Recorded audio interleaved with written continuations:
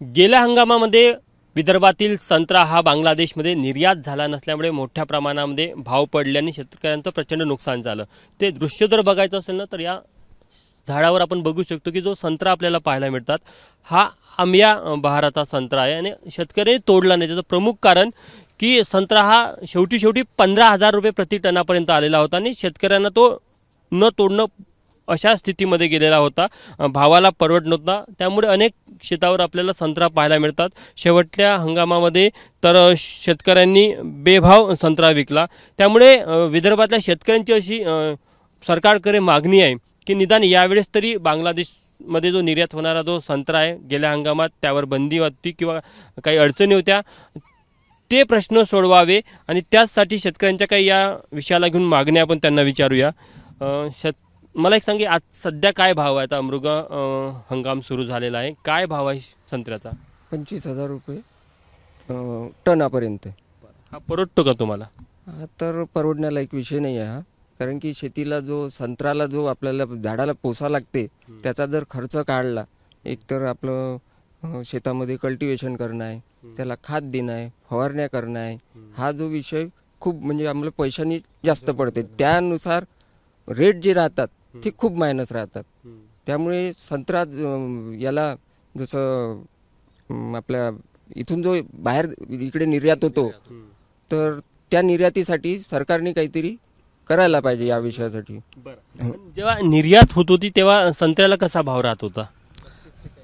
तेव्हा ठीकठाक भाव राहत होता, पण ते निर्यात जेव्हापासून बंद झालेली आहे तेव्हापासून तर एकदमच कमी झालेला आहे। त्यातल्या त्यात कापूस 62-65 पर्यंत रुपये किलोपर्यंत शेतकऱ्याला अशी अपेक्षा की निदान आता कापसाला भाव नाही तर संत्र्यातनं तरी 2 पैसे मिळावे शेतकऱ्यांना।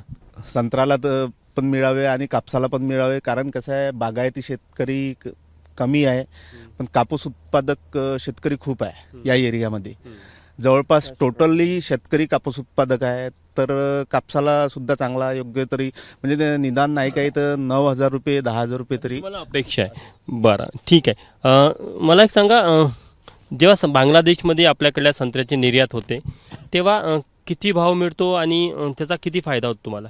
तर ज्या वेळेला बांगलादेशामध्ये निर्यात होत होती तेव्हा शेतकरी थोडाफार समाधानी होता, त्याला काही ना काही प्रमाणात चांगले भाव मिळायचे। परंतु जेव्हा बांगलादेशांनी निर्यात बंद केली आणि त्याच्यावर संत्र्यावर बंदी घातली, आता ते मला कारण माहीत नाही कशामुळे त्यांनी बंदी घातली, पण गव्हर्नमेंटनी काय करायला पाहिजे त्याच्यावर काहीतरी तोडगा काढायला पाहिजे।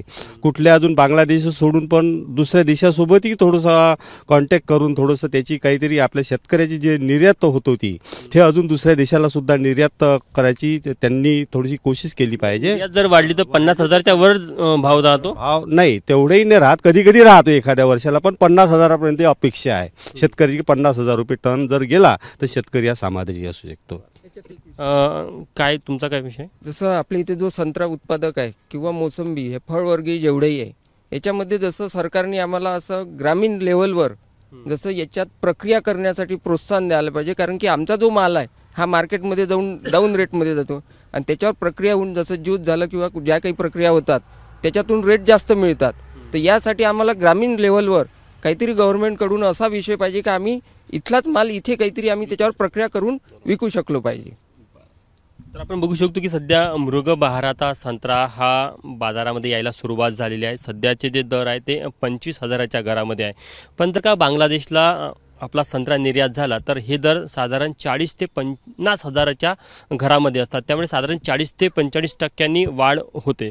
मात्र मागच्या हंगामामध्ये पाहायला मिळालं की त्यांनी जे इम्पोर्ट ड्यूटी आहे ती वाढवली, त्यामुळे आपल्याकडला संत्रा तिथे जाऊ शकला नाही। त्यामुळे केंद्र सरकारने असेल राज्य सरकारने यासाठी पुढाकार घ्यावा आणि शेतकऱ्यांना दिलासा द्यावा अशी मागणी विदर्भ असेल नागपूरच्या संत्रा उत्पादक शेतकऱ्यांची आपल्याला पाहायला मिळत आहे।